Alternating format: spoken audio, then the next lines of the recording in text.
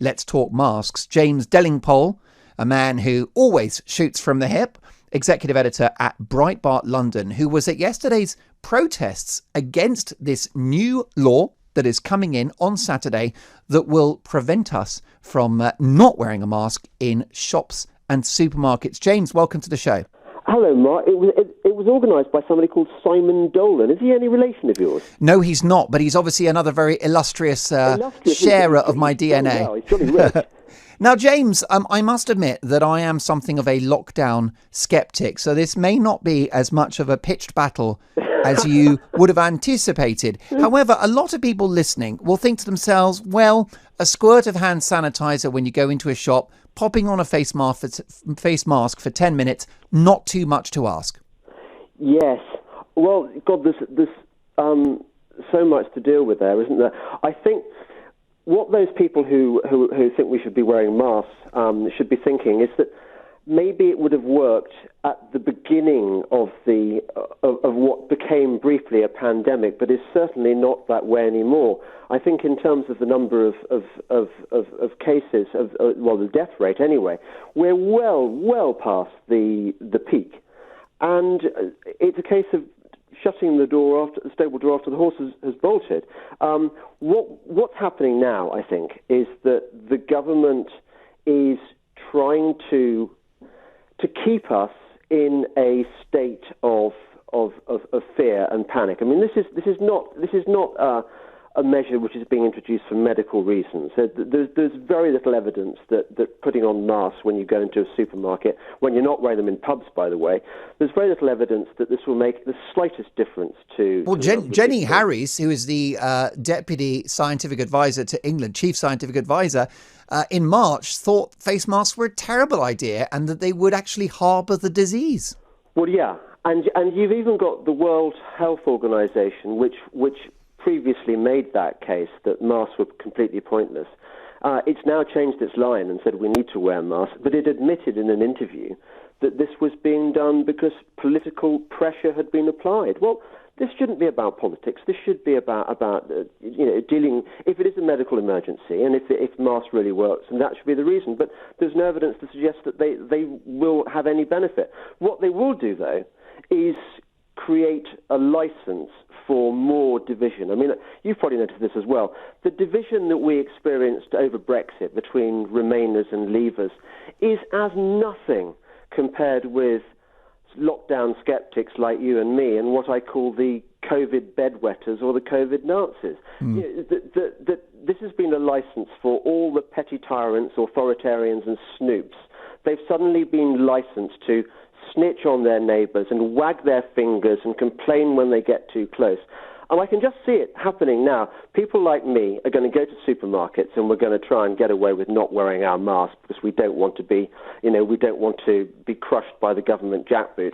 And there's going to be people reacting badly against us and telling us off, and we're going to have arguments over whether these masks are worthwhile or not. It's going to create a bitterly divided nation, and I'm not sure that's what Boris Johnson should be trying to achieve. Well, indeed, I know that a lot of Boris supporters here on this network are very disappointed by this policy because it works against the spirit of the government's rules hitherto, which has been discretion.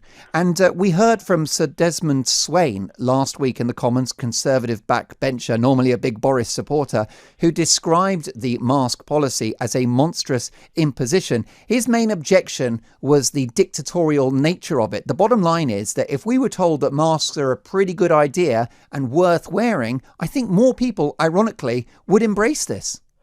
Totally. Look, I don't think there's anyone out there, really nobody, who would not wear a mask if it were genuinely the case that these things were going to stop all the old people dying and stop the disease spreading.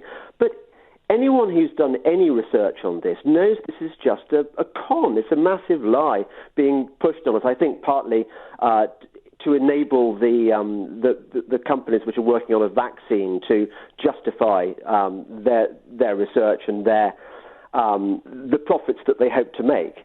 So we're being trained to think that we cannot deal with coronavirus. We cannot escape this cycle of misery until a vaccine has been found.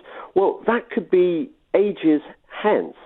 And I just beggars belief that this is that so many people are acquiescing with this massive state intervention in our lives. I mean, it's pretty much historically unprecedented, isn't it, for the government to impose, a conservative government led by a sort of supposedly libertarian prime minister, to impose these draconian measures on us for political reasons rather than medical ones. And notwithstanding the health advantages or otherwise, it's totally bad news for the high street who are trying to coax people back. Where are you going to get your discretionary spending? That's the shopping that you don't need but enjoy having. That's going to be out the window if you've got to wear a mask and cover your body in hydrochloric acid every time you go into a shop. Yeah, I feel so sorry for all those businesses which are going to emerge from this furlough period and discover that they no longer exist and people no longer have jobs. I mean, the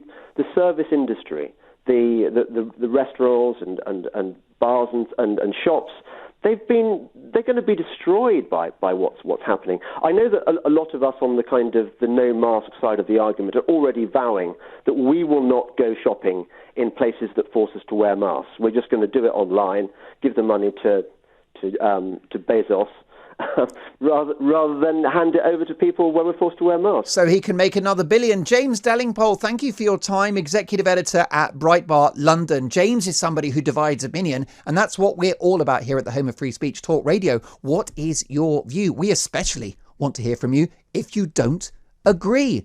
03444991000 is our number. And next up, our political correspondent, Charlotte Ivers, with all of the big stories of the day, including that breaking news on a vaccine and China. This is Talk Radio. Online, on DAB, and on the Talk Radio app. Talk Radio.